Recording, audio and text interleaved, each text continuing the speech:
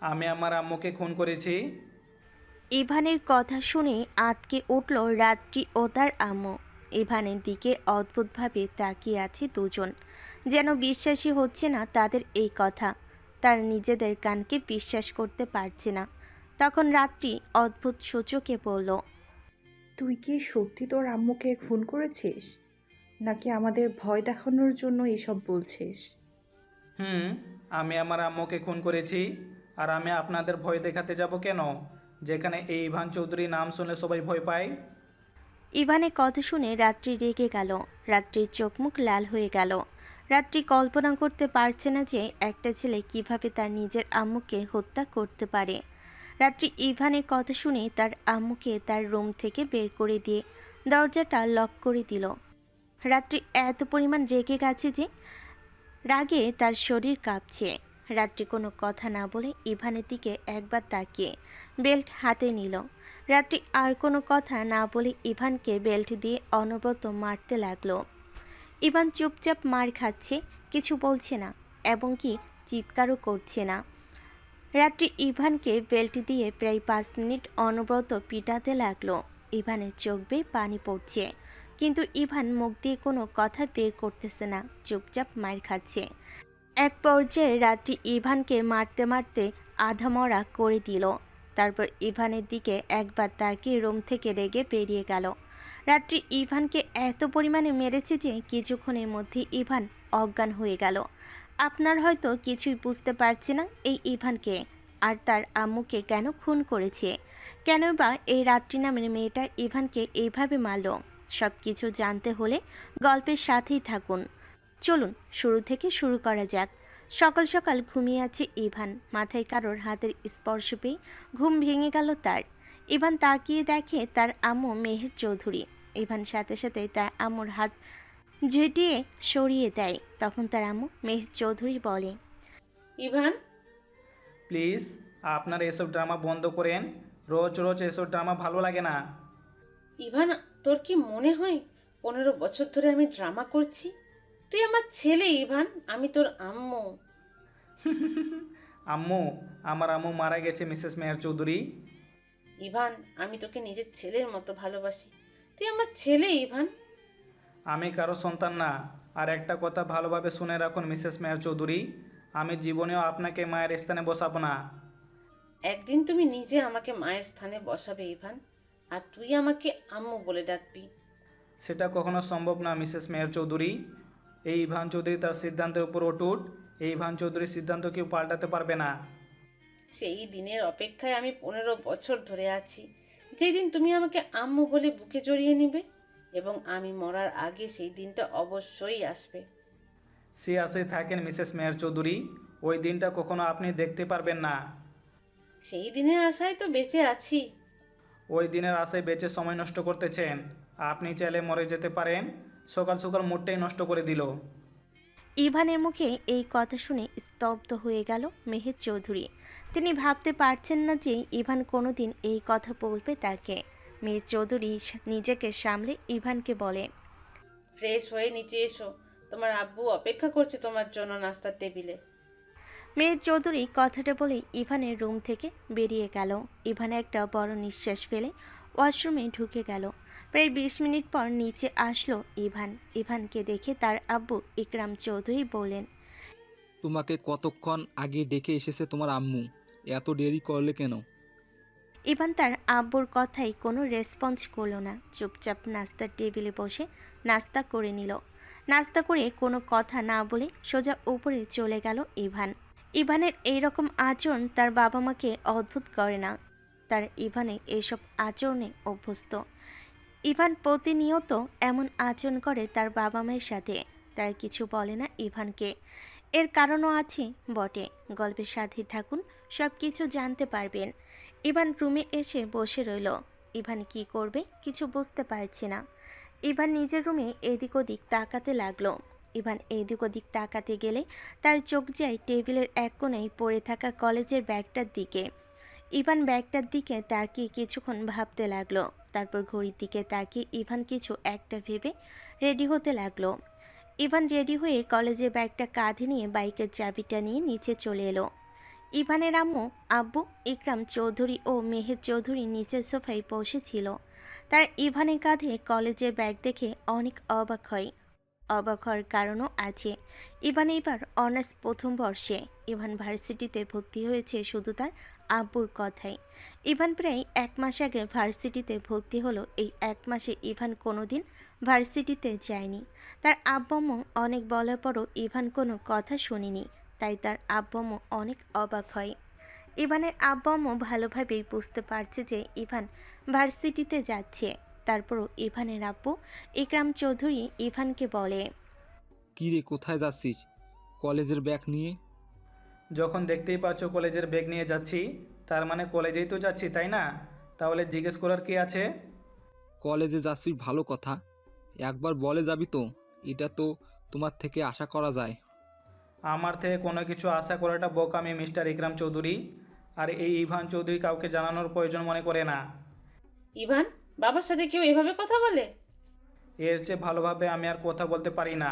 আর এর চেয়ে বেশি কিছু আশা করবেন না আমার থেকে। ইভান, তোমার আর কথা বলতে হবে না, তুমি যাও। সাবধানে যেও, আর কোনো ঝামেলা করবে না কলেজে গিয়ে। ইভান মেহের চৌধুরীর কথাই কোনো রেসপন্স না করে বাসা থেকে বেরিয়ে গেল। ইভান বেরিয়ে গেলে তার আব্বু আম্মুর মাথায় হাত দিয়ে সোফায় বসে একে অপরের দিকে তাকিয়ে একটা বড় নিঃশ্বাস ফেল। ইভান বাসা থেকে বেরিয়ে বাইক নিয়ে সোজা ভার্সিটিতে যেতে লাগলো। ভার্সিটির প্রায় অনেকটাই দূরে। বাইক নিয়ে যেতে প্রায় 20 মিনিটের মতো লাগবে। ভার্সিটির অর্ধেক পথ এসে ইভান কিছু একটা ভেবে গাড়িটা একটা দোকানের সামনে দাঁড় করালো। ইভানের মুডটা খারাপ, তাই ইভান সিগারেট খাওয়ার জন্য গাড়িটা দাঁড় করালো। ইভান গাড়িটা রাস্তার এক সাইডে স্ট্যান্ড করে দিয়ে দোকান থেকে একটা সিগারেট নিয়ে নিজের মতো টানতে লাগলো আর বাতাসে ধোঁয়া ছাড়তে লাগলো।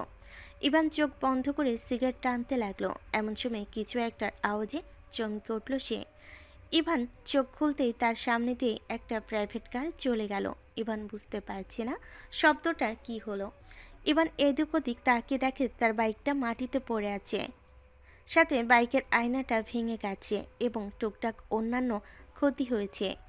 ইভানের আর বুঝতে বাকি রইল না যে কাহিনীটা কি ঘটেছে আর গাড়ির এই অবস্থা কেমনে হয়েছে। মুহূর্তের মধ্যে ইভান রেগে গেল, রেগে চোখ মুখ লাল হয়ে গেল। ইভান সামনে তাকিয়ে দেখে কারটা প্রায় অনেক দূর চলে গেছে। ইভান রেগে গাড়িটা তুলে স্টার্ট দিতে লাগলো এবং সাথে সাথে গাড়িটা স্টার্ট হয়ে গেল। ইভান বাইকটা ফুল স্পিডে দিয়ে টানতে লাগলো প্রাইভেট কারটা থামানোর জন্য। এইদিকে সেই গাড়িটা ইভানের গাড়িকে ধাক্কা দিয়েছে। তার ভিতরে বসে আছে রাত্রি এবং তার ড্রাইভারকে উদ্দেশ্য করে বলছে, এটা কি হলো? ম্যাম, আমি কি করব? আপনি তো দেখতেই পেলেন যে সামনে থেকে একটা ট্রাক চাপিয়ে দিল। আর এখন যদি আমি এই দিক দিয়ে না চাপাইতাম তাহলে তো আমরা এতক্ষণে উপরে টিকিট কেটে সিরিয়ালে দাঁড়াইতাম। আমি সেটার কথা বলিনি।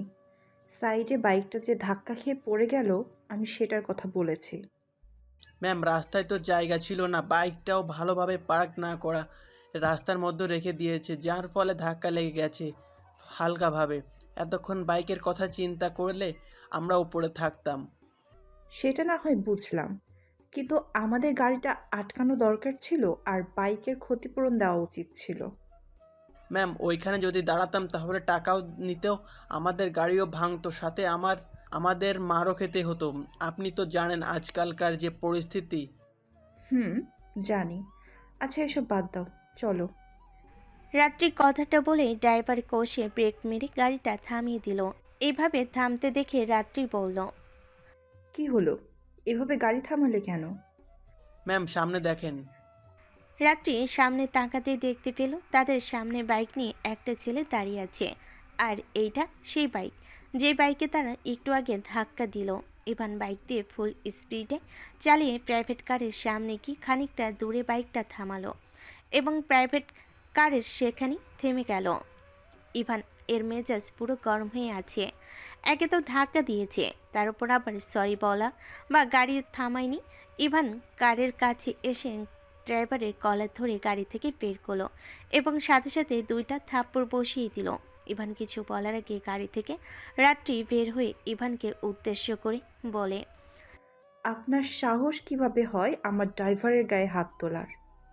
একে তো আমার গাড়ি ধাক্কা দিয়েছেন, আবার সরি না বলে সেখান থেকে চোরের মতো পালিয়ে এসেছেন, আবার আমার উপরে ছোট লোকের মতো রাগ দেখাচ্ছেন। বেয়াদব মেয়ে কোথাকার! তুই জানিস তুই কার সাথে কথা বলতেছিস? তুই কারে ছোট লোক বলতেছিস বাস্টার্ড? মুখ সামলে কথা বলুন।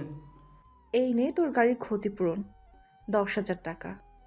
আশা করি এত টাকা লাগবে না বাইক ঠিক করাতে। বাকি টাকাটা তোকে ভিক্ষা দিলাম বাস্টার্ড।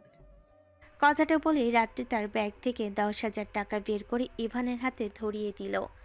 ইভানের হাত ধরে ইভানের হাতে টাকাটা ধরিয়ে দিয়ে বলল, এইবার আমার ড্রাইভারকে সরি বল। সরি বলবে তাও আবার ইভান চৌধুরী? How funny! এই মেয়ে, টাকা গরম কাকে দেখাচ্ছিস? তুই জানিস আমি কে? তোর মতো মেয়েকে আমি ইভান চৌধুরী 10 বার কেনা বেচা করতে পারি। কথাটা বলেই ইভান মানিব্যাগে যত টাকা ছিল সব টাকা বের করে রাত্রির মুখে ছুঁড়ে মারল। মানিব্যাগ মেবি প্রায় অনেক টাকাই ছিল।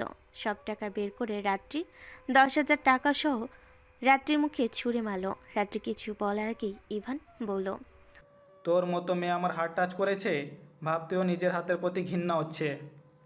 কথাটা বলেই ইভান তার বাইক থেকে পানির বোতল নিয়ে এসে রাত্রির সামনে তার হাতটা ধুয়ে নিল।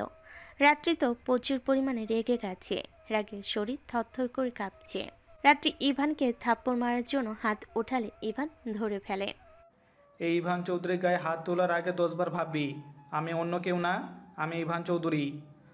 কথাটা বলে ইভান রাত্রি গালে ঠাস ঠাস করে 2টা থাপ্পড় মেরে দেয়। রাত্রি থাপ্পড় খেয়ে কিছু বলছে না। রাত্রির শরীরও মনে আগুন জ্বলছে। তখন ইভান বলল, তুই আমাকে থাপ্পড় মারতে চেয়ে ভালো করিসনি। এইবার দেখ ইভান চৌধুরী কি জিনিস। কথাটা বলে পাশে পড়ে থাকা একটা ডাল হাতে নিল ইভান। এটা দেখে রাত্রি আর ড্রাইভারের প্রচুর ভয় পেয়ে গেল। ইভান ডালটা হাতে নিয়ে গাড়ির সামনে চলে গেল। গাড়ির গ্লাস ভাঙতে যাবে, এমন সময় ইভান কিছু একটা ভেবে থেমে যায় আর রাত্রিকে উদ্দেশ্য করে বলে, ভাবছিলাম কাঁচগুলো ভেঙে দিব, কিন্তু না, এটা করলে তোর আর আমার মধ্যে তফাৎ রইল কই? তোকে আমি 72 ঘন্টার মধ্যে দেখে নিব। এই রাত্রির গায়ে হাত তুলেছিস, জাস্ট ওয়েট অ্যান্ড সি। সাহস থাকলে এই শহরের মধ্যে থাকবি, কোথাও যাবি না। এই ইভান চৌধুরী কারো ভয়ে পালায় না। অপেক্ষায় থাকলাম, দেখা হবে কোনো এক সময় কোনো নতুন জায়গায়। কথাটা বলেই ইভান সেখান থেকে বাইক নিয়ে চলে এলো। রাত্রি কিছুক্ষণ সেখানে দাঁড়িয়ে থেকে রেগে গাড়িতে উঠে ভার্সিটিতে চলে এলো। রাত্রি হলো এই ভার্সিটির নতুন শিক্ষিকা। মাত্র 3 মাস আগে সে এই ভার্সিটির শিক্ষিকা হয়ে এসেছে। রাত্রির বাবা মায়ের একমাত্র মেয়ে। রাত্রির বাবা শহরের নামকরা বিজনেসম্যান। রাত্রি শুধু সময় কাটানো এবং নিজে কিছু করতে চাওয়ার জন্য এই কলেজে শিক্ষিকা হিসেবে জয়েন করেছে। ইভান বাইক নিয়ে সোজা কলেজে চলে আসে। বাইকটা পার্কিং করে কলেজ ক্যাম্পাস দিয়ে হাঁটছে আর পুরো ভার্সিটিটা চারপাশে চোখ বুলাচ্ছে। ইভানের মুডটা পুরাই নষ্ট হয়ে গেছে। তার মুখ দেখে বোঝা যায় সে খুব বিরক্ত ফিল করছে। ক্লাস শুরু হতে আরও 20 মিনিটের মতো দেরি আছে, তাই ইভান কোনো কিছু না ভেবে একটা গাছের নিচে এসে বসে পড়ে। ইভান গাছতলায় আনমনে বসে আছে আর চারপাশটা ভালোভাবে তাকিয়ে দেখছে। ইভান কলেজের চারপাশটা দেখে ভালো লাগা কাজ করে। ইভানের মনটা ভালো হয়ে যায়। ইভান ভাবছে আজ থেকে প্রায় সে কলেজে আসবে তার মন ভালো করতে। এসব ভাবছিল ইভান আর ক্যাম্পাসের চারপাশে তাকিয়ে একটা ভালো লাগা অনুভব করছিল। এমন সময় ইভানের সামনে এসে একটা মেয়ে এসে বলে, এই ছেলে আমার বয়ফ্রেন্ড হবে? ইভান কথাটা শুনে সামনে তাকিয়ে দেখে একটা মেয়ে এই কথাটা বলছে তাকে উদ্দেশ্য করে। ইভান কথাটা শুনে বেশ খানিকটা রেগে যায় আর বলে, এই মেয়ে, চেনা নেই জানা নেই অচেনা একটা ছেলেকে বলছেন বয়ফ্রেন্ড হবেন? ভার্সিটিতে কি এসব করতে আসেন নাকি? যত সব ফালতু সস্তা মেয়ে কোথাকার! এই তুই সস্তা খাকে বলেছিস? তুই জানিস আমি কে? তুই কি করতে পারবি? আর তোকে আমার প্রথম দেখায় ভালো লেগেছে তাই বললাম। আর এই রাইসা যা বললে করে দেখাই। তোর ভালো লাগছে মানে তুই আমার বয়ফ্রেন্ড। এই ইভান চৌধুরী কারো কথা মতো চলে না, আর কাউকে ভয় পায় না। আর কি বলি তুই, আমি তোর বয়ফ্রেন্ড হব? How funny! তোর মতো রাস্তার মেয়ের সাহস হয় কীভাবে এই ইভান চৌধুরীকে এসব বলার? রাস্তার মেয়ে কোথাকার! তোর কত বড় সাহস তুই আমাকে রাস্তার মেয়ে বলিস? তোকে আমি দেখে নিব, না হলে আমার নামও রাইসানা। দিন দিন চারিদিকে শত্রু বেড়েই চলেছে। ওকে অপেক্ষায় থাকলাম, রাস্তার মেয়ে কোথাকার মুডটা পুরো নষ্ট করে দিল। কথাটা বলেই ইভান একটা ডোন্ট কেয়ার ভাব নিয়ে সেখান থেকে চলে গেল। রাইসা আর সেখানে দাঁড়িয়ে না থেকে রেগে তার ক্লাসে যেতে লাগে, কারণ ক্লাসের বেল দিয়ে দিয়েছে। ইভান গাছতলা থেকে সোজা ক্লাসে চলে এলো। ক্লাসে সে প্রথম বেঞ্চে বসে পড়ল। আস্তে আস্তে পুরো ক্লাসটা ছাত্রছাত্রী দিয়ে ভরে গেল। সবাই অবাক হয়ে ইভানের দিকে তাকিয়ে আছে, কারণ এই ছেলেটাকে আর এসেই প্রথম বেঞ্চে পৌঁছে আছে। ইভানও বেশ খানিকটা অবাক হয়, কারণ তার পাশে সিট খালি থাকার পরও কোনো ছেলে বা মেয়ে তার পাশে এসে বসেনি। ইভান আর কিছু না ভেবে বসে রইল।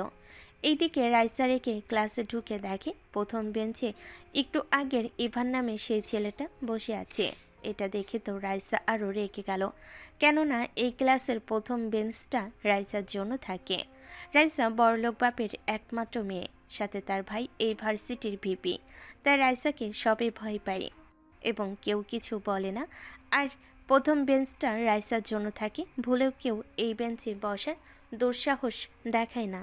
রাইসা ইভানকে দেখে অনেক রেগে যায়। ক্লাসের সবাই রাইসার দিকে আর ইভানের দিকে তাকিয়ে আছে। ক্লাসে সবাই বুঝে গেছে এখন কি ঘটবে। ইভানের গালে যে থাপ্পড় পড়বে এটা সবাই ভেবে নিয়েছে রাইসাকে দেখে। রাইসা রেখে ইভানকে থাপ্পড় মারতে যাবে, এমন সময় রাইসা কিছু একটা ভেবে রহস্যময় হাসি দিয়ে ইভানের পাশে বসে পড়ে। ক্লাসের সবাই অবাক হয়ে তাকিয়ে আছে। হওয়ার কথা ছিল কি আর হচ্ছে কি। ইভান বসেছিল, এমন সময় রাইসাকে তার পাশে বসতে দেখে খানিকটা রেগে যায়। ইভান নিজেকে কন্ট্রোল করে বসে রইল। কিছুক্ষণ পর ক্লাসে ম্যাম আসলো, সবাই দাঁড়িয়ে সালাম দিল। ইভান কিছু না ভেবে সবার সাথে অনিচ্ছা থাকা সত্ত্বেও দাঁড়ালো। ইভান দাঁড়িয়ে ম্যামের দিকে তাকিয়ে তো অবাক, সাথে খানিকটা বিরক্ত, কেননা ম্যামটা আর কেউ না, আসার সময় যার সাথে ঝামেলা হলো সেই রাত্রি সালাম নিয়ে সবাইকে বসতে বলল এবং ক্লাসে সবাই বসে পড়ল। রাত্রির টেবিলের সামনে তাকাতেই রেগে গেল। এমনি ইভানের উপর রেগেছিল, এখন আবার ইভান তার সামনে দাঁড়িয়ে আছে। রাত্রি নিজের রাগকে কন্ট্রোল করে, কারণ এটা ক্লাস, এখানে কিছু করা যাবে না, যা করার ভার্সিটির বাইরে করতে হবে। রাত্রি আরও বেশ খানিকটা অবাক হলো, কারণ ইভানের পাশে বসে আছে রাইসা। রাত্রি বুঝতে পারছে না রাইসা কিভাবে ইভানকে ফার্স্ট বেঞ্চে বসতে দিল, কারণ রাইসাকে এই ভার্সিটির সবাই চেনে, স্যার ম্যাডাম সহ, যে রাইসা কেমন।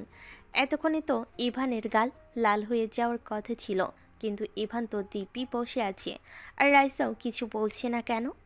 রাত্রি আর কোনো কথা না ভেবে ক্লাসে মনোযোগ দিল।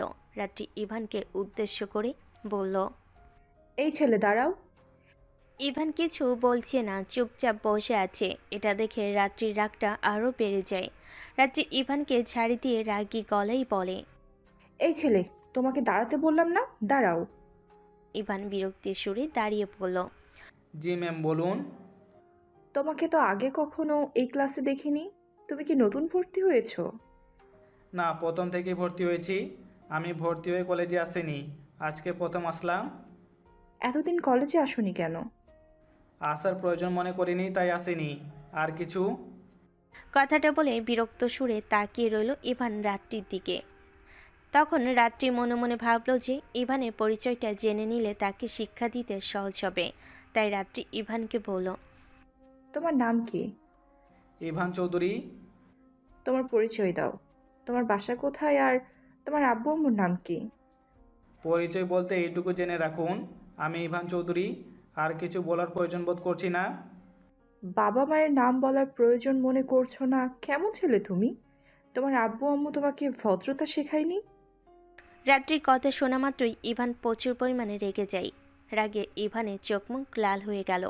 ইভান রেগে বলল, আমার বাবা মাকে নিয়ে একটা কথা না, আমার বাবা মাকে নিয়ে কথা বলার রাইট কে দিয়েছে আপনাকে? আর আপনার কাছে ভদ্রতা শিখতে হবে এই ইভান চৌধুরীর? ইভান অনেক রেগে কথাগুলো বলল। রাত্রি ইভানের কথা শুনে আরও রেগে গেল, সাথে ইভানের রাগ দেখে ভয় পেয়ে গেল, কারণ রাত্রি রাস্তার মধ্যেই বুঝে গিয়েছে যে ইভান রেগে গেলে এখানে সবার সামনে থাপ্পড় মারতে পারবে, যেটা ঘটলে রাত্রি আর ক্লাসে মুখ দেখাতে পারবে না। তাই সে নিজের রাগ কন্ট্রোল করে বলল, বসো আর ক্লাসে মনোযোগ দাও। কথাটা বলে ইভানকে বসতে বলল। ইভান বসে পড়ল আর নিজের রাগ কন্ট্রোল করতে লাগলো। রাত্রিও নিজেকে কন্ট্রোল করে ক্লাসে মনোযোগ দিল আর ক্লাস করাতে লাগলো। ক্লাস চলাকালীন হঠাৎ রাইসা উঠে ঠাস করে ইভানকে সবার সামনে থাপ্পড় দিয়ে দিল।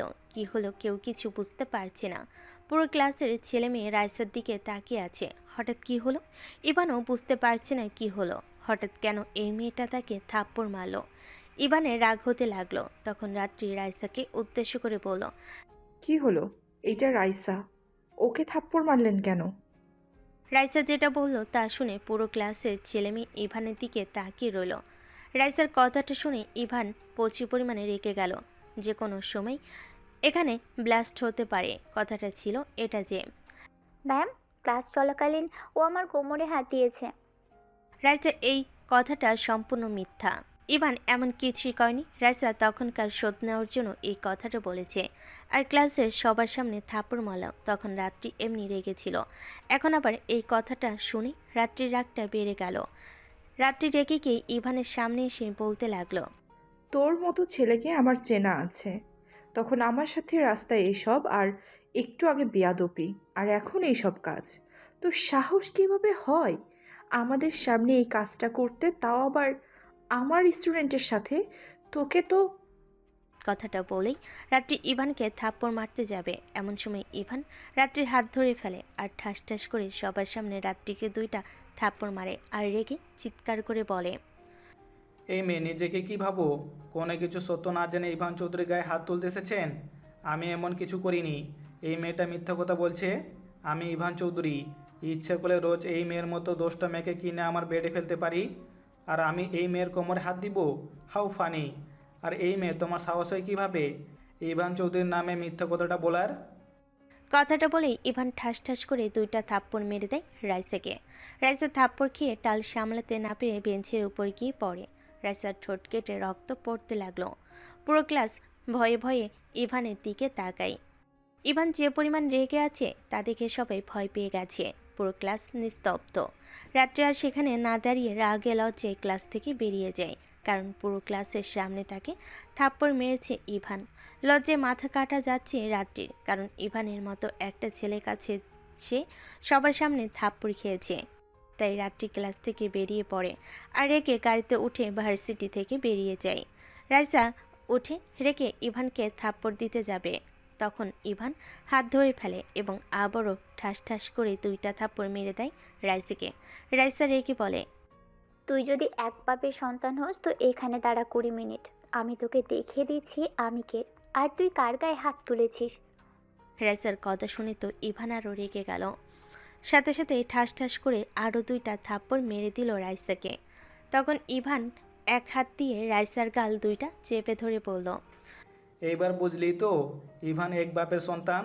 তোর কোন বাপ আছে যা ডেকে নিয়ে আয়। আমি ইভান চৌধুরী কলেজ ক্যাম্পাসেই আছি, আর ভাবিস না যে পালিয়ে গেছি। এই ইভান চৌধুরী কখনো পালায় না আর কাউকে ভয় পায় না। তোর কোন বাপ আছে যা ডেকে নিয়ে আয়, যা। কথাটা বলেই ইভান রাইসাকে ছেড়ে দিয়ে কলেজ ক্যাম্পাসে চলে এলো। সাথে সাথে রাইসা ফোন বের করে কাউকে ফোন করতে লাগলো। ইভান কলেজ ক্যাম্পাসে এসে একটা গাছের নিচে দাঁড়িয়ে সিগারেট টানতে লাগলো। আর ইভানের ক্লাসের ছেলেমেয়েরা দূর থেকে ইভানকে দেখতে লাগলো। আর সামনে বড় কোনো ঘটনা ঘটবে তার জন্য প্রস্তুত হয়ে চারিদিকে লক্ষ্য রাখতে লাগলো। ইভান দাঁড়িয়ে দাঁড়িয়ে সিগারেট টানতে লাগলো। একটা সিগারেট শেষ হলে আরেকটা সিগারেট ধরিয়ে টানতে লাগলো। ইভানের মাথা পুরো খারাপ হয়ে গেছে। প্রায় 5 মিনিট ধরে সিগারেট টানছে সে।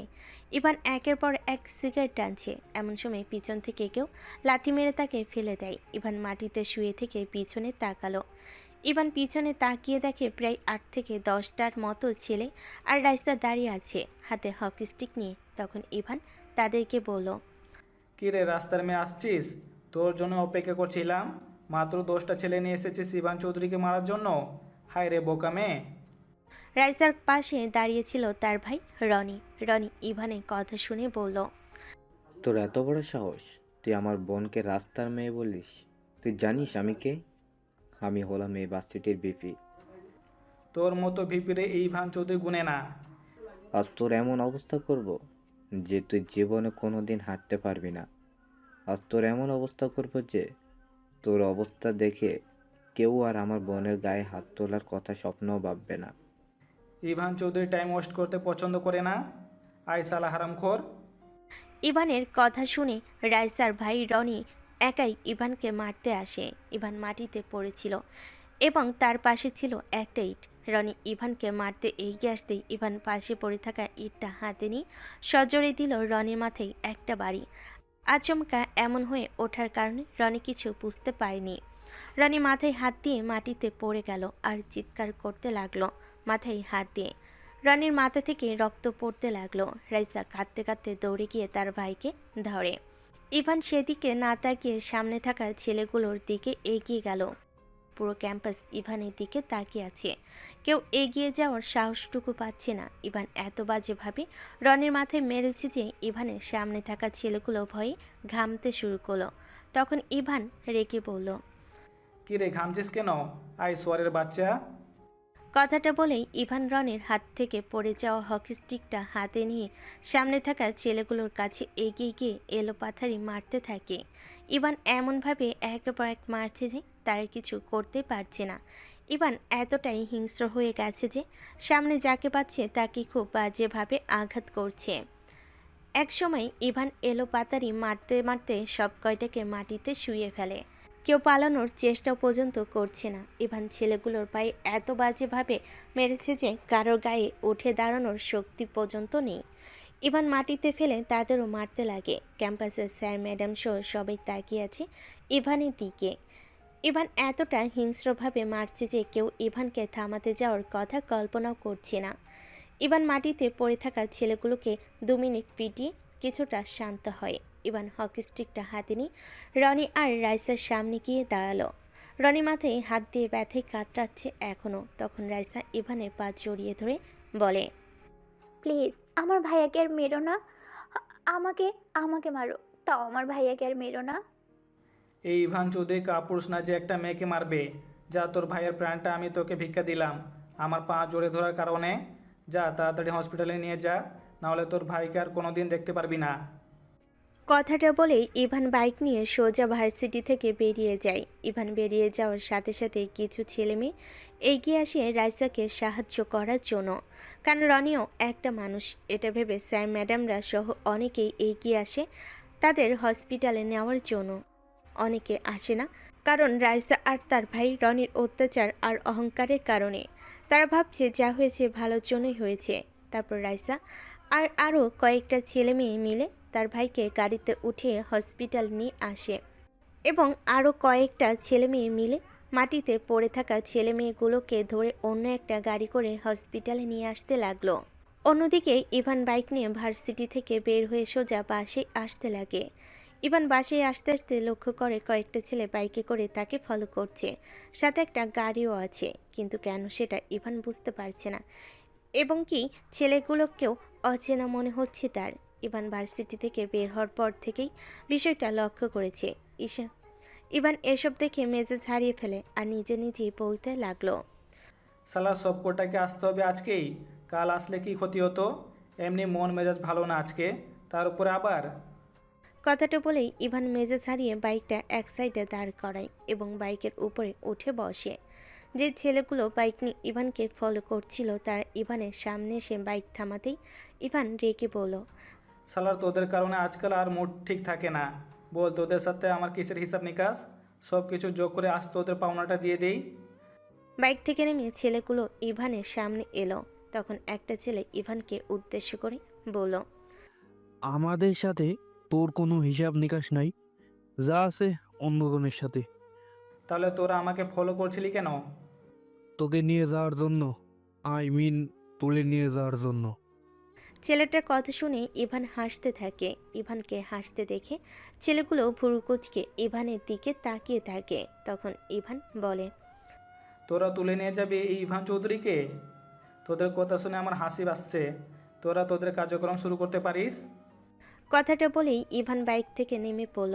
ইভান বাইক থেকে নেমে কিছু বুঝে ওঠার আগেই আচমকা সামনে থাকা একটা ছেলে ইভানের মুখে কিছু একটা স্প্রে করে দিল এবং সাথে সাথেই ইভান অজ্ঞান হয়ে গেল। ইভান চোখ খুলতে নিজেকে হাত পা বাঁধা অবস্থায় নিজেকে একটা বন্ধ করে আবিষ্কার করলো। ইভান কিছু বুঝতে পারছে না কে এইভাবে তাকে তুলে নিয়ে আসলো। ইভান ঘরের চারপাশে তাকিয়ে দেখে অনেক জিনিসপত্র রয়েছে এবং সব কিছু সুন্দরভাবে সাজানো গোছানো আছে। ইভান কিছু বুঝতে পারছে না যে তাকে কেন কিডন্যাপ করা হয়েছে, আর তাকে কিডন্যাপ করে কেনই বা এত সুন্দর একটা রুমে রাখা হয়েছে। কিডন্যাপ করে তো মানুষ কোনো পরিত্যক্ত বাড়িতে বা অন্য কোথাও রাখে, কেউ কাউকে কিডন্যাপ করে এত সুন্দর রুমে রাখে নাকি? ইভান আরও অনেক কিছু ভাবতে থাকে, আর ইভান নিজের হাত ছাড়াতে চেষ্টা করে কিন্তু পারে না। ইভানের হাত পিছন থেকে বেঁধে দেওয়া হয়েছে। ইভান কিছু একটা ভেবে ফুলোর থেকে উঠে দাঁড়ায়। ফুলোর থেকে উঠে দাঁড়িয়ে ইভান নিজের পা দিয়ে ঘরে বিভিন্ন জিনিসপত্র ভাঙচুর করতে থাকে। ইভান প্রায় ছোটোখাটো অনেক কিছু ভেঙে ফেলে। এমন সময় কেউ খট করে দরজা খুলে। ইভান সেদিকে তাকিয়ে দেখে রাত্রি ম্যাম। রাত্রি রুমে ঢুকে দেখে ইভান তার রুমের অনেক কিছুই ভেঙে ফেলেছে। এটা দেখে রাত্রি অনেক রেগে যায়। রাত্রি দৌড়ে এসে ইভানের গাল চেপে ধরে সোফার সাথে। ইভান নিজের গলা ছাড়ানোর চেষ্টা করছে কিন্তু পারছে না, কারণ রাত্রি তার সমস্ত শক্তি দিয়ে ইভানের গলা চেপে ধরেছে। ইভানের নিঃশ্বাস বন্ধ হয়ে আসছে। এমন সময় ইভান পা দিয়ে সজোরে এক লাথি মারে রাত্রিকে। রাত্রি লাথি খেয়ে ছিটকে দূরে চলে যায়, আর ইভান উঠে কাশতে থাকে। আর কয়েক সেকেন্ড হলে ইভান প্রায় মারাই গেছিল। ইভানের লাথি খেয়ে রাত্রি আরও রেগে যায়, আর ইভানের কাছে এসে ঠাস ঠাস করে দুইটা থাপ্পড় মেরে দেয় ইভানকে। রাত্রি থাপ্পড় খেয়ে আবারও সোফায় গিয়ে পড়ে। রাত্রি এত জোরে থাপ্পড় মেরেছে যে ইভানের ঠোঁটের কোণ থেকে হালকা করে রক্ত বের হয়েছে। তখন ইভান বলে, আজকের দিনটা হয়তো আপনার, কিন্তু কালকের দিনটা এই ইভান চৌধুরীও আসতে পারে। কালকের দিনটাও আসবে, আর সেটা আসবে এই রাত্রির। দেখ তোর কি অবস্থা করি। কি আর করবি, মেরে তো ফেলবি না নাকি? মৃত্যুর আগে 1 সেকেন্ড সময় যদি চলে আসে আমার, সেদিন বুঝিয়ে দিব এই ইভান চৌধুরী কাকে বলে। তোর গলার আওয়াজ কিভাবে বন্ধ করতে হয় তাই রাত্রি ভালোভাবে জানে। ওয়েট, শুধু দেখ তোর কি অবস্থা করি আমি।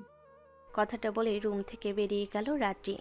ইভান কিছু না ভেবে উঠে দাঁড়ায়। ইভান উঠে দাঁড়াতে রাত্রি একটা মোটা লাঠি নিয়ে এসে দিল সজোরে ইভানের পায়ে আঘাত। সাথে সাথে ইভান ফ্লোরে পড়ে গেল। তখন রাত্রি বলল, তুই জানি সকালে কি বলছিলি, আমি ছোট লোক। 2বার আমাকে থাপ্পড় দিয়েছিস, তাও আবার আমার ক্লাসে আমার স্টুডেন্টদের সামনে। দেখ তোর কি ব্যবস্থা করি আমি। কথাটা বলে রাত্রি ইভানকে এলোপাতাড়ি যেখানে সেখানে মারতে থাকে। ইভান চোখ বন্ধ করে সব মার সহ্য করতে লাগলো। প্রায় 2 মিনিট মারার পর রাত্রি ইভানের দিকে তাকিয়ে বলে, কি রে, তোকে তো মারছি, তুই চিৎকার করছিস না কেন? তুই কি মানুষ নাকি গন্ডার? ওয়েট, তোর মতো গন্ডারের চামড়া কিভাবে ছাড়াতে হয় তাই রাত্রি ভালোভাবে জানে।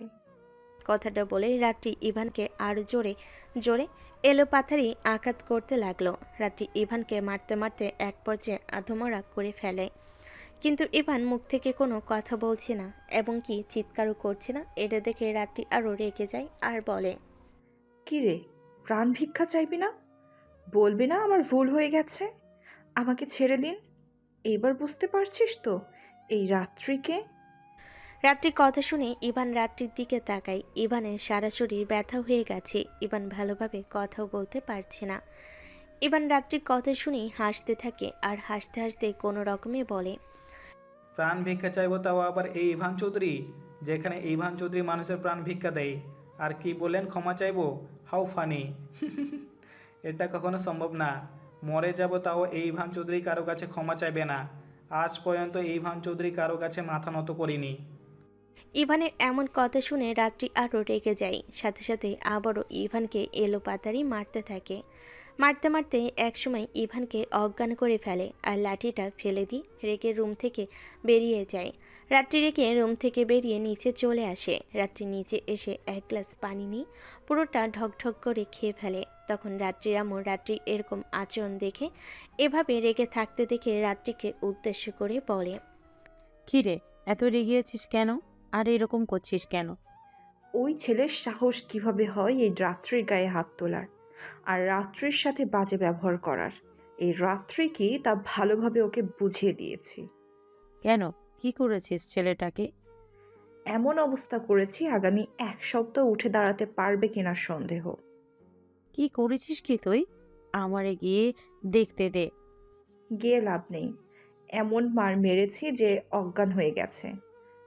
দেখ রাত্রি, অতিরিক্ত কোনো কিছুই ভালো নয়। তো তোকে থাপ্পড় মেরেছে বলে তুইও মারবি?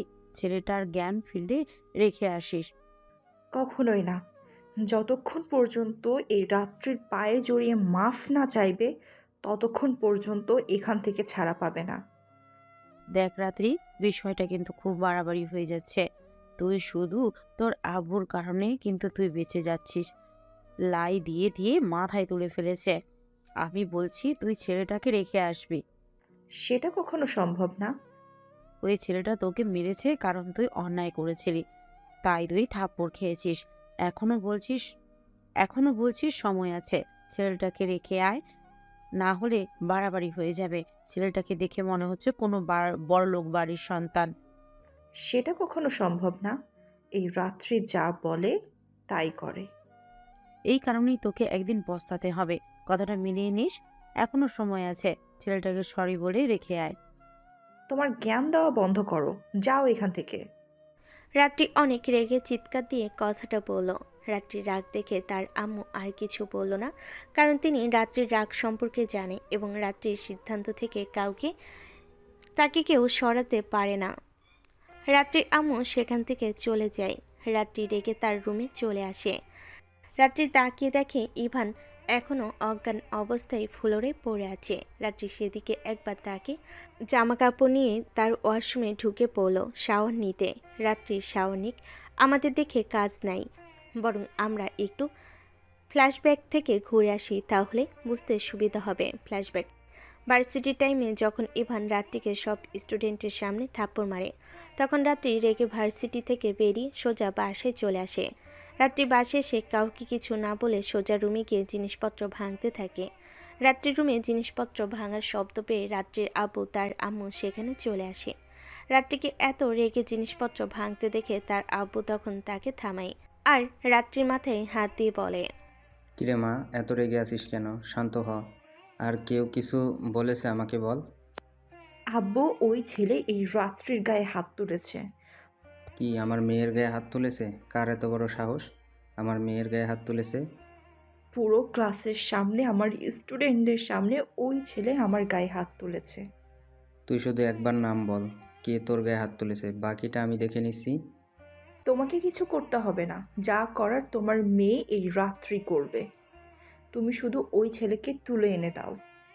ছেলেটার নাম, ঠিকানা আর ফটো ফটো থাকলে দে, আমি এক্ষুনি লোক নিয়ে যাচ্ছি। আমি ছেলেটার ঠিকানা জানি না, আজকে নতুন আসছে কলেজে। আর কোনো ফটো থাকবে কিভাবে? তবে ছেলেটা এখনো ভার্সিটিতেই থাকবে। ঠিক আছে, আমি লোক পাঠাচ্ছি। আর আমি যাচ্ছি সাথে, তুইও চল। তুই শুধু ছেলেটাকে চিনিয়ে দিবি, ওরা উঠিয়ে নিয়ে আসবে। কোনো কথা নাই, বাতরা নাই। একটা ছেলেকে তুলে নিয়ে আসবে। ছেলেটা হয়তো এমনি এমনি মানেনি তোমার মেয়েকে। জিজ্ঞেস করো, হয়তো তোমার মেয়েই কোনো অন্যায় করেছে। তুমি চুপ করো।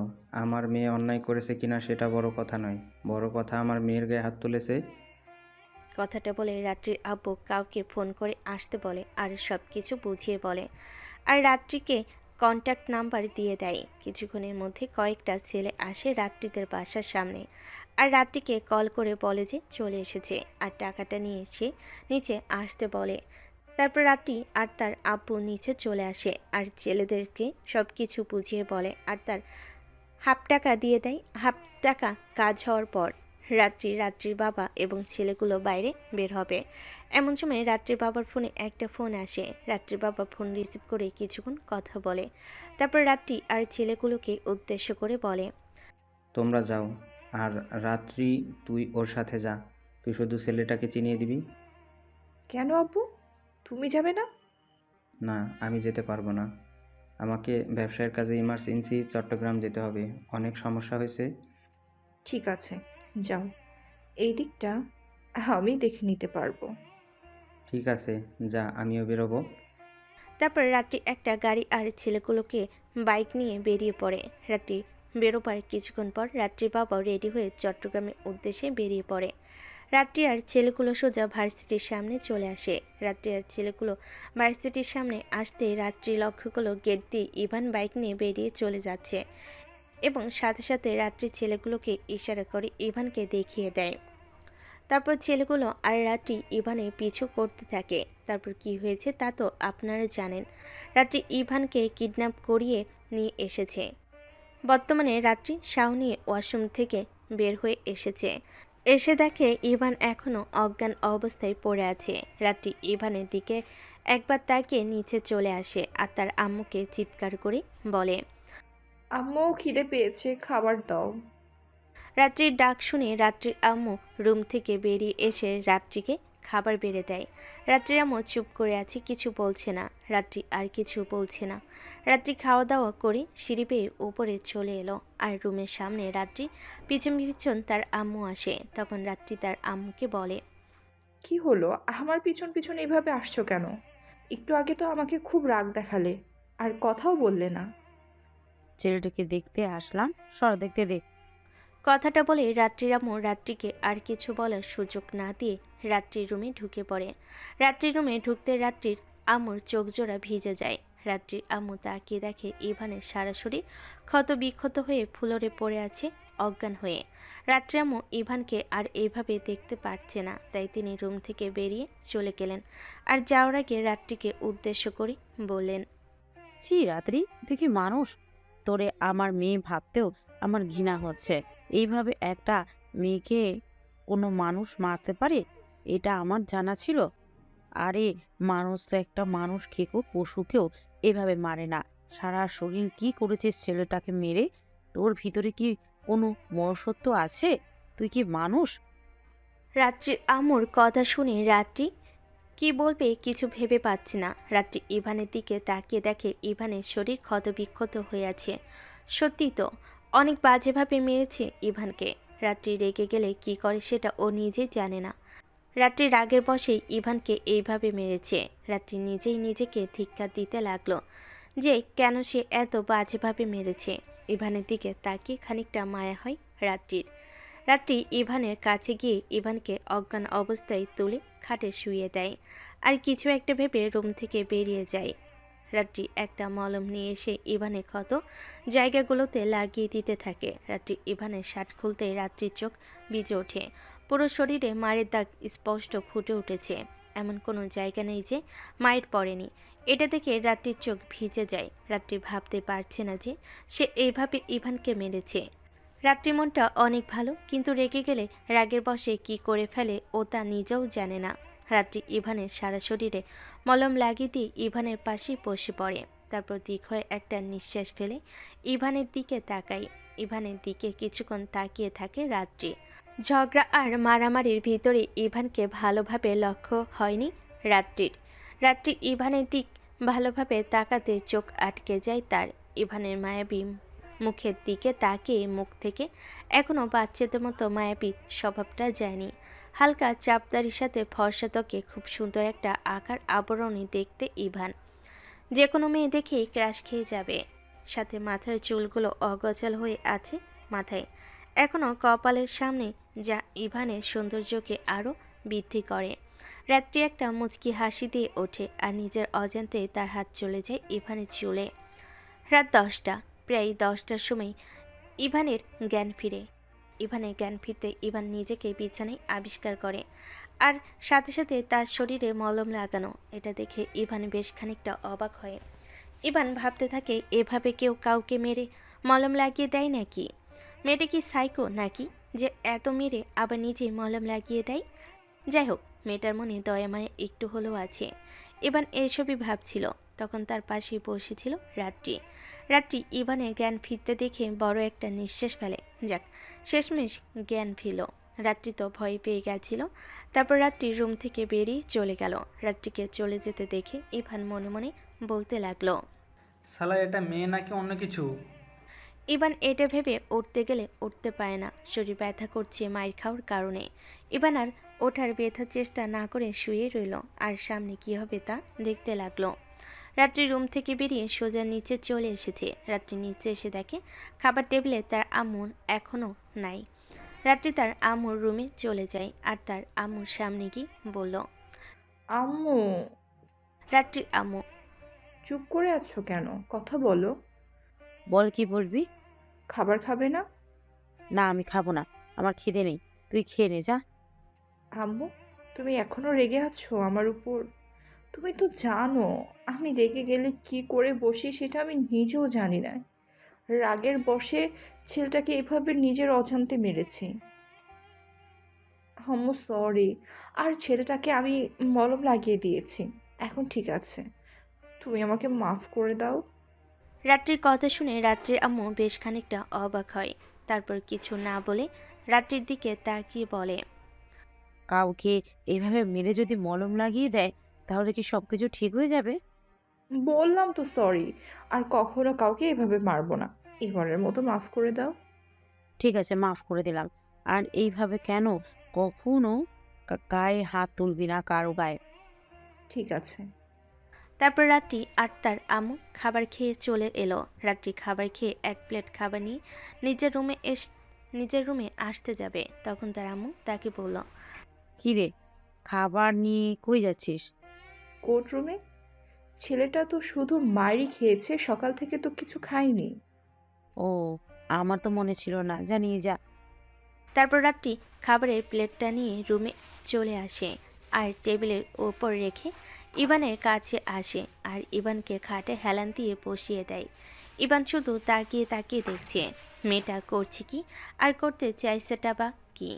তারপর রাত্রি খাবারের প্লেটটা হাতে নিয়ে ইভানের পাশে এসে বসে এক লোকমা খাবার ইভানের মুখের সামনে ধরে আর বলে, নে, হা কর। সকাল থেকে তো কিছুই খাসনি। মরণ গেলে আবার আমার সমস্যা। খাবো না আমি।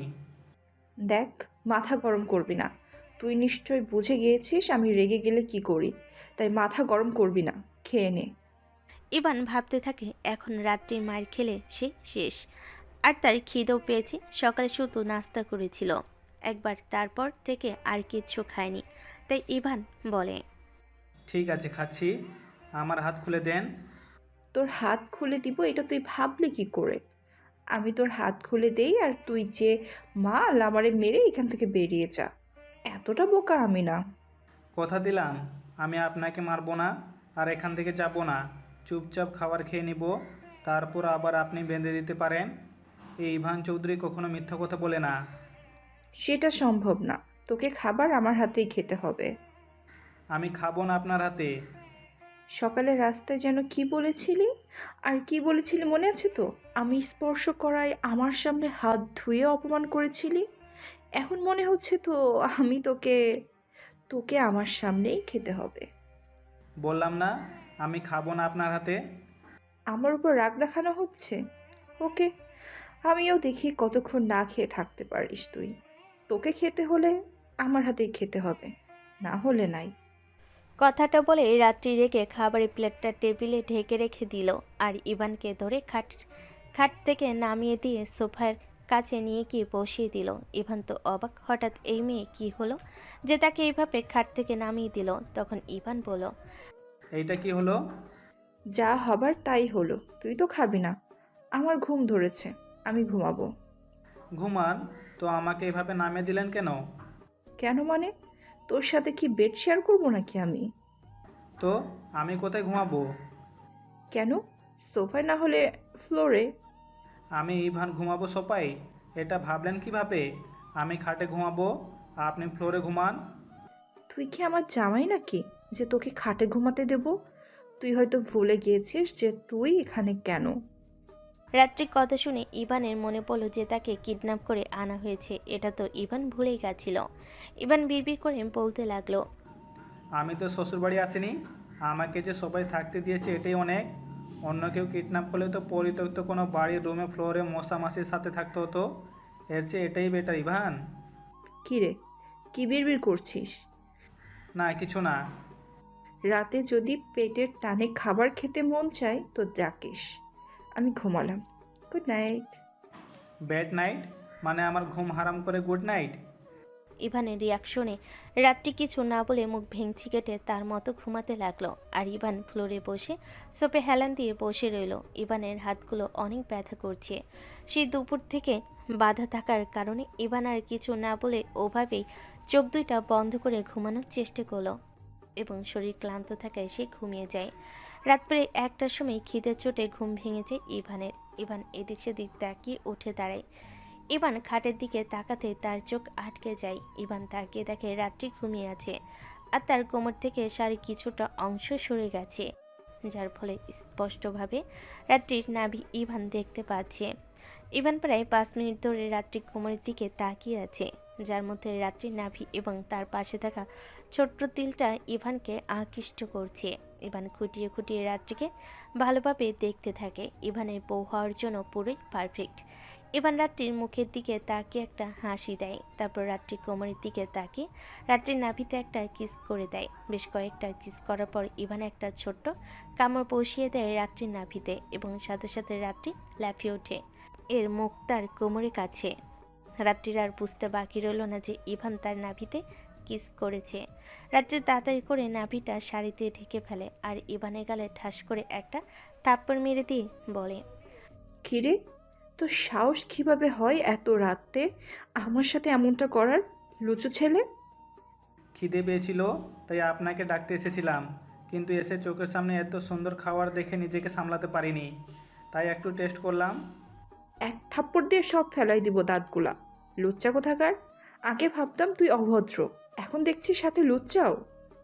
চোখের সামনে যদি বিরিয়ানি থাকে আর সেটা যদি ঢাকা না থাকে তাহলে তো মানুষ খাবেই, তাই না?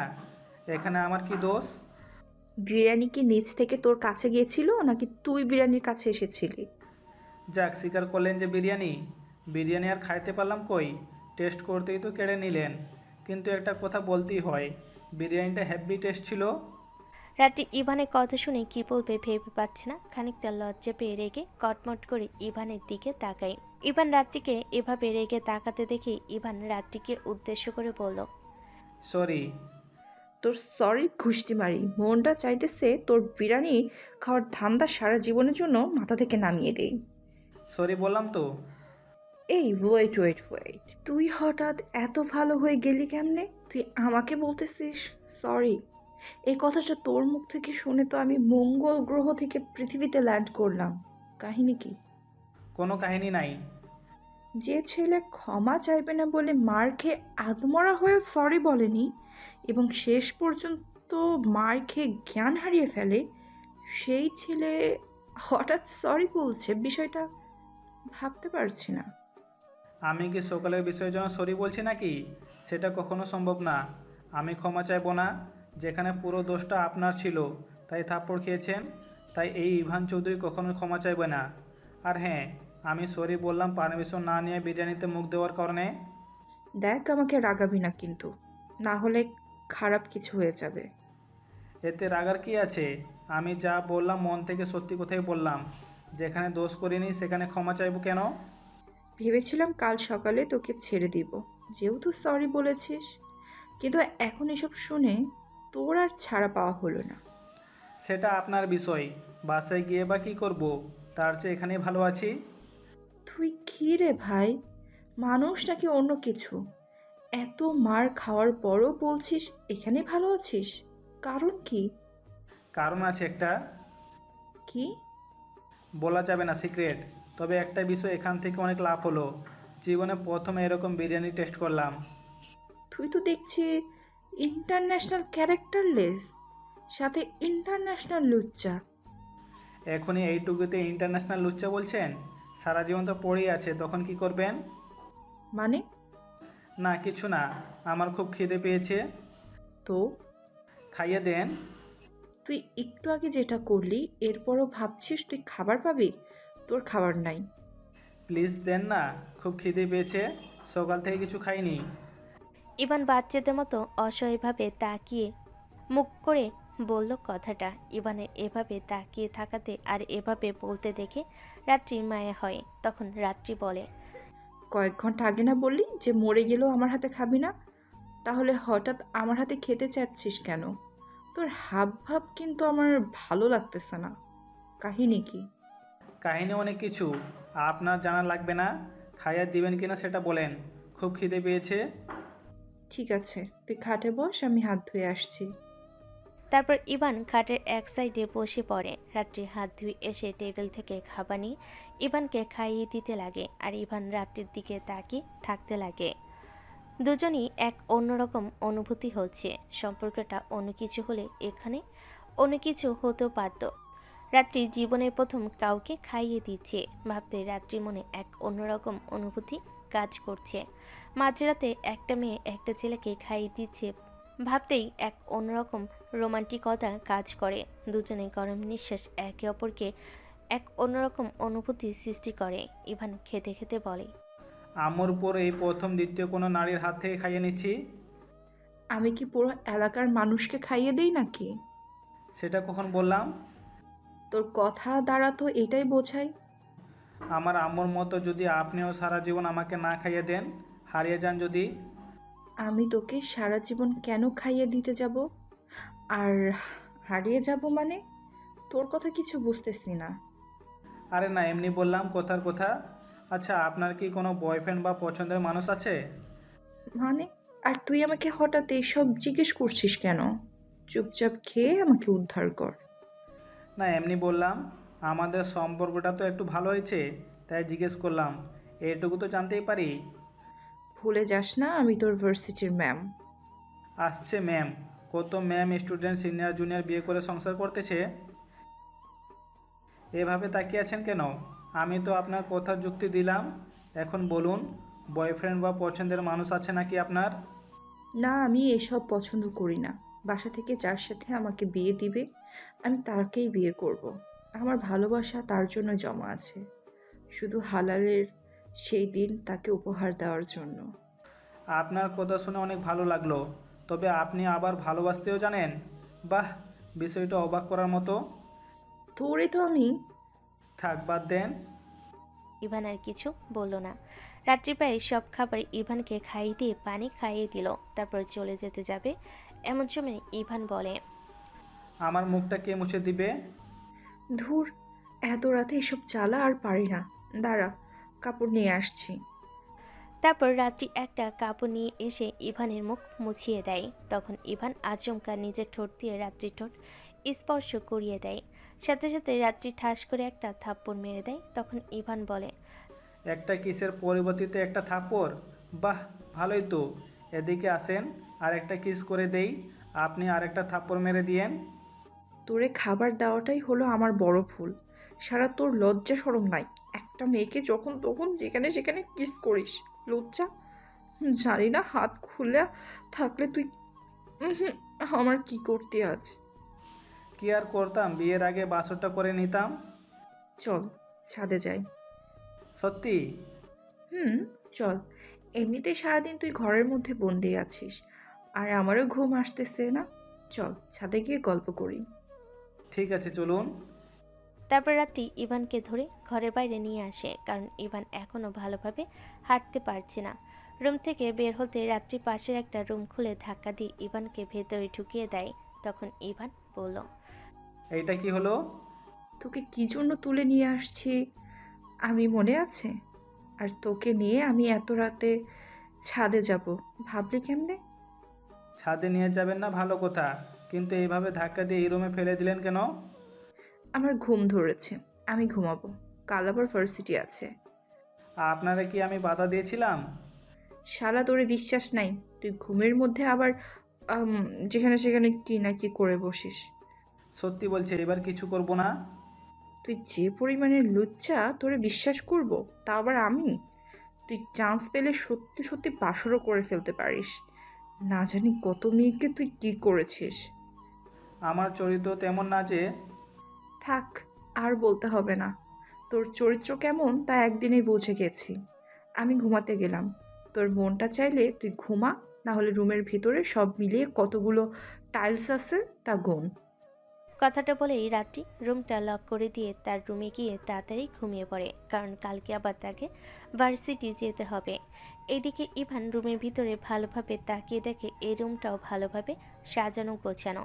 তারপর ইভান কোনো রকমে খাটের কাছে গিয়ে শুয়ে পড়ে।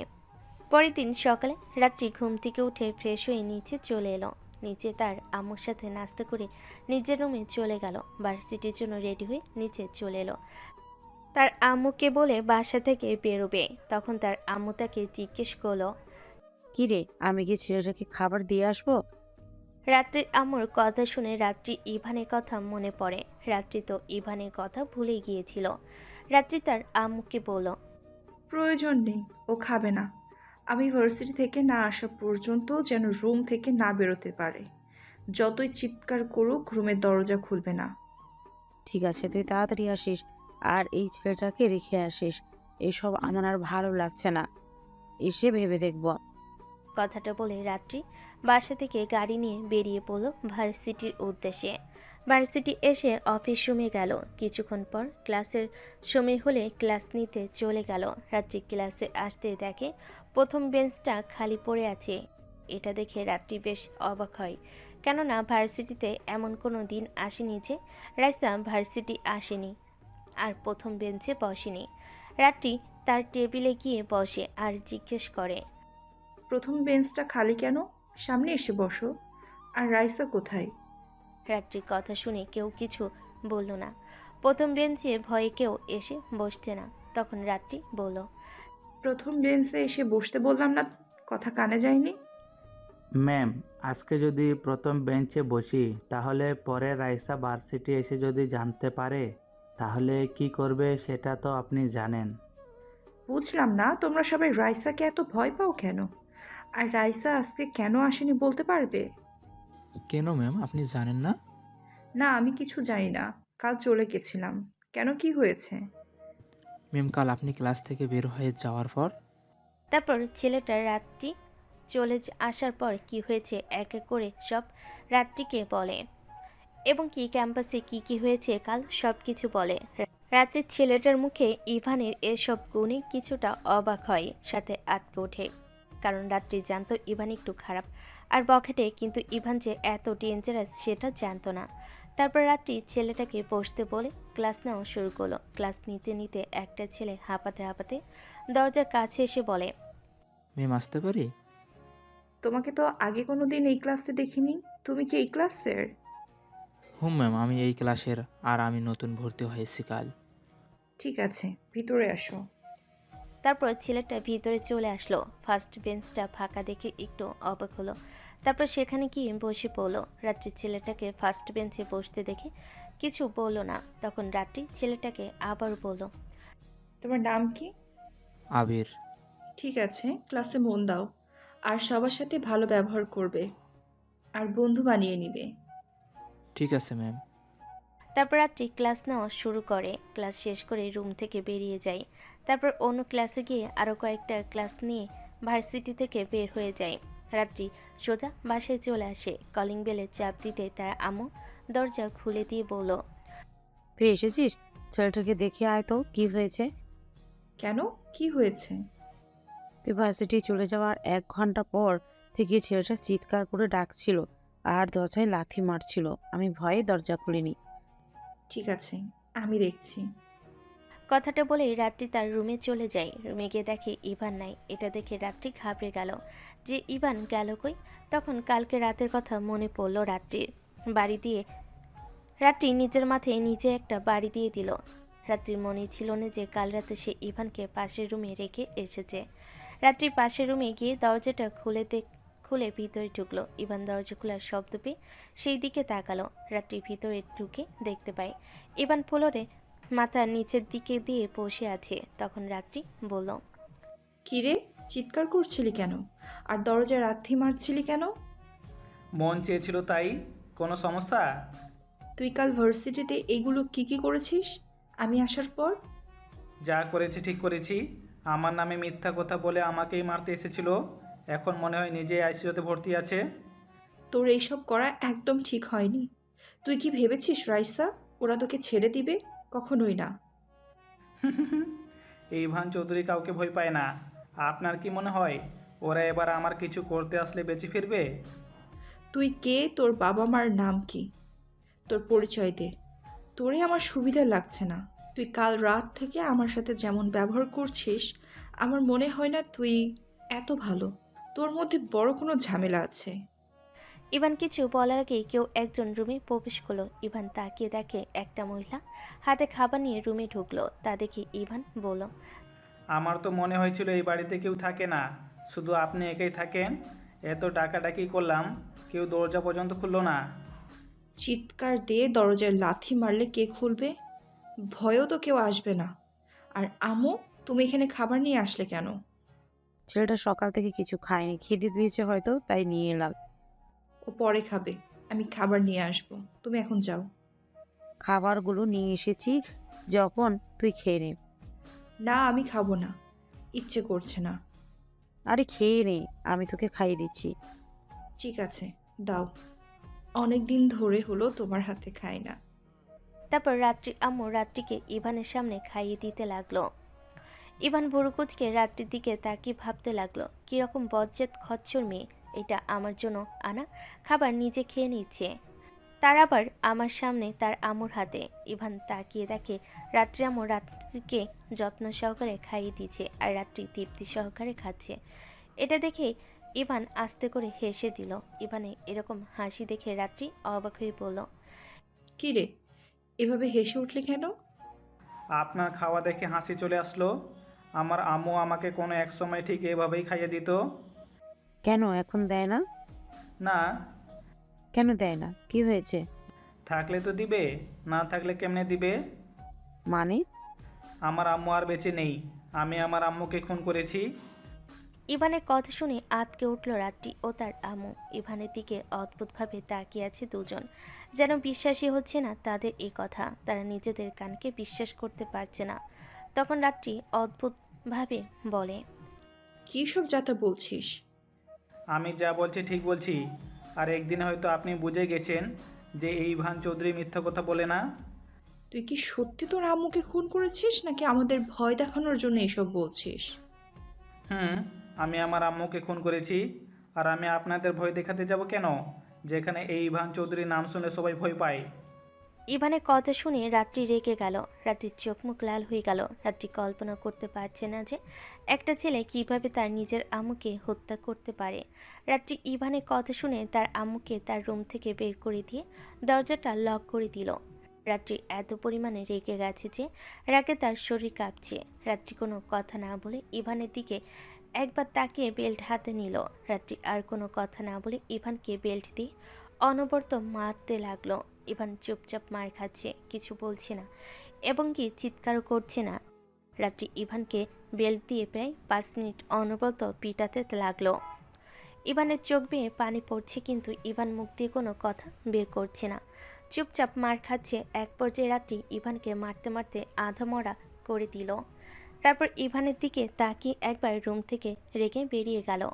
রাত্রি ইভানকে এত পরিমাণে মেরেছে যে কিছুক্ষণের মধ্যেই ইভান অজ্ঞান হয়ে গেল। রাত্রি লাঠিটা ফুলরে ছুঁড়ে মেরে রুম থেকে বেরিয়ে যায়। রাত্রি নিচে চলে এসে মাথায় হাত দিয়ে সোফায় বসে পড়ে। তখন তার আম্মু বলে, একটা ছেলে কিভাবে তার আম্মুকে খুন করতে পারে, বিষয়টা জাস্ট ভাবতে পারছি না আমি।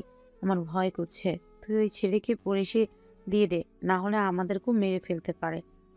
ভাবতে পারছি না আমি কি করব। পুলিশে ধরিয়ে দিলে আমার হাতে কোনো প্রমাণ নেই, আর এইভাবে মারার কারণে আমরাই না ফেঁসে যেতে পারি। তো এখন কি করবি? জানি না। আমি কিছু জানি না। তুই ওই ছেলেকে আজই বাড়ি থেকে বের কর। কি করবি না করবি আমি জানি না। ছেলেটা যদি কোনোভাবে ছাড়া পেয়ে যায় তো আমাদের কপালে দুঃখ আছে। তেমনটা মনে হচ্ছে না। আচ্ছা, আব্বুকে একটা কল করে দেখি কি বলে।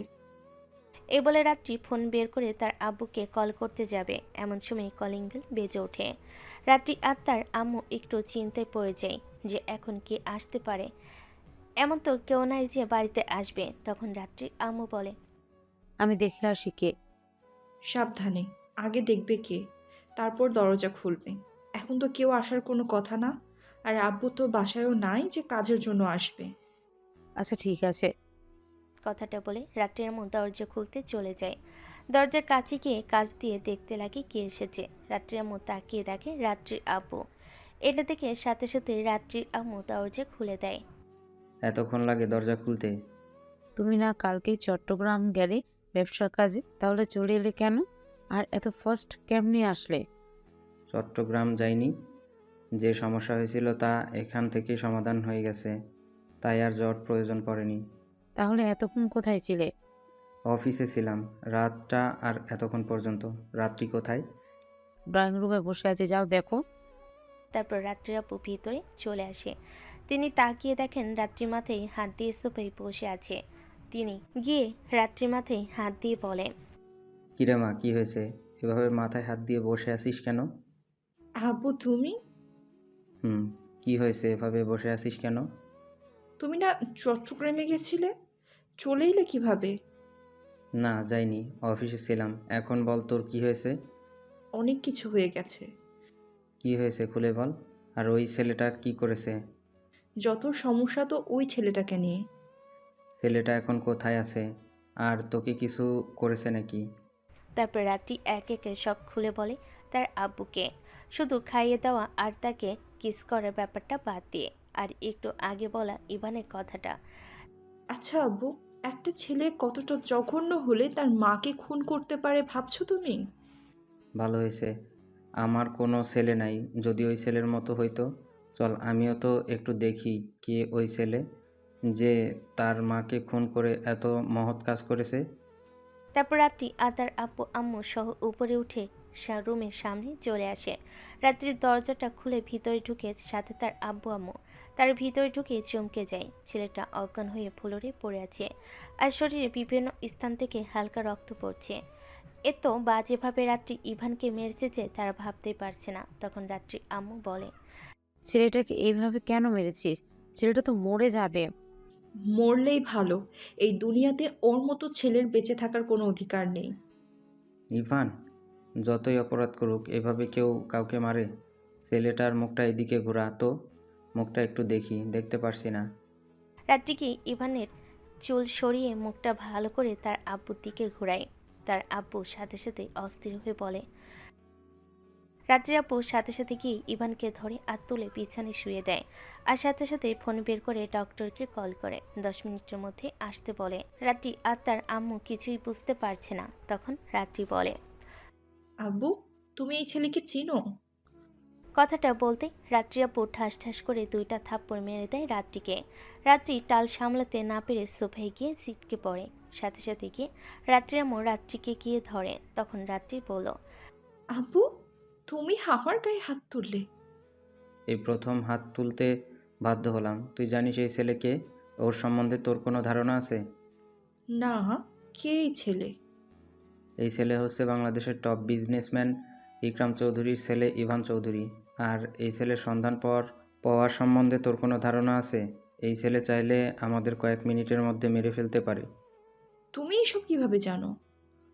আমি বিজনেসের কাছে কয়েকবার গেছি, ওনার অফিসে এবং বাসায়।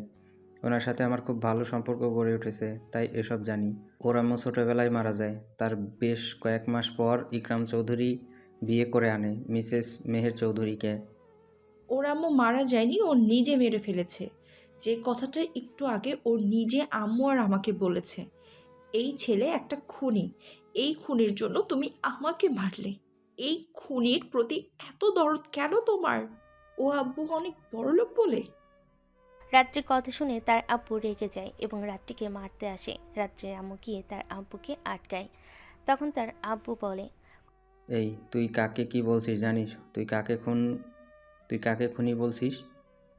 সব কিছু জানা দরকার নেই। একটা ছেলে কতটা ভালো হলে যে তার আম্মুকে মেরে ফেলতে পারে তা আমি জানি। সব কিছু জানিস না তুই, আবার আমার মুখে মুখে কথা বলিস। ওর মাকে ও খুন করেনি, ওর আম্মু অ্যাক্সিডেন্ট করে মারা গেছে। মানে তুমি এসব কি বলছো আব্বু? আর তোমার কথা যদি সত্যি হয় তাহলে আমাকে বললো কেন ওর আম্মুকে মেরে ফেলেছে সে? আর এত মার খাওয়ার পরেও কেন বললো না কেন? হুম আমি যা বলছি ঠিক বলছি। ইভানের যখন 4 কিংবা 5 বছর বয়স, তখন ইভান তার আম্মুকে নিয়ে ঘুরতে বের হয়। তখন তার আব্বু তাদের সাথে ছিল না, তিনি ছিলেন অফিসে। ইভান আর তার আম্মু ঘুরতে বের হলে ইভান রাস্তার অন্য সাইডে আইসক্রিমের একটা দোকান দেখে জেদ ধরে বসে সে আইসক্রিম খাবে। তার আম্মুকে তাকে অনেক বোঝাতে থাকে, কারণ রাস্তায় অনেক গাড়ি চলাচল করছিল আর একটা মহিলার পক্ষে এতটা সহজে রাস্তা ক্রস করা সম্ভব ছিল না। কিন্তু কোনো লাভ হয়নি। ইভান অনেক কান্নাকাটি করতে থাকে। তখন তার আম্মু উপায় না পেয়ে রাস্তায় গাড়ি কমলে তিনি ইভানকে এক সাইডে রেখে সাবধানে রাস্তাটা ক্রস করে ওই সাইডে চলে যায়। এটা ছিল ওনার একমাত্র ভুল। তারপর ইভানের আম্মু 2টা আইসক্রিম নেয়। ইভান রাস্তার অন্য সাইড থেকে তার আম্মুকে আইসক্রিম দেখে খুশিতে ইভান কোনো কিছু না বুঝে দৌড়ে রাস্তার মাঝ দিয়ে তার আম্মুর দিকে আসতে থাকে। তার আম্মু আইসক্রিম ফেলে দিয়ে কোনো কিছু না দেখেই ইভানের দিকে দৌড়ে যেতে লাগে। এমন সময় একটা গাড়ি এসে ইভানের আম্মুকে ধাক্কা দেয়। সাথে সাথে তিনি স্পট ডেড হয়। আশেপাশের লোকজন জড়ো হতে লাগে আর ইভান দৌড়ে এসে আম্মুকে জড়িয়ে ধরে কান্না করতে লাগে। কথাগুলো বলেই থেমে গেল রাত্রির বাবা। কথাগুলো শুনে রাত্রি আর তার আম্মুর চোখ থেকে পানি পড়তে থাকে।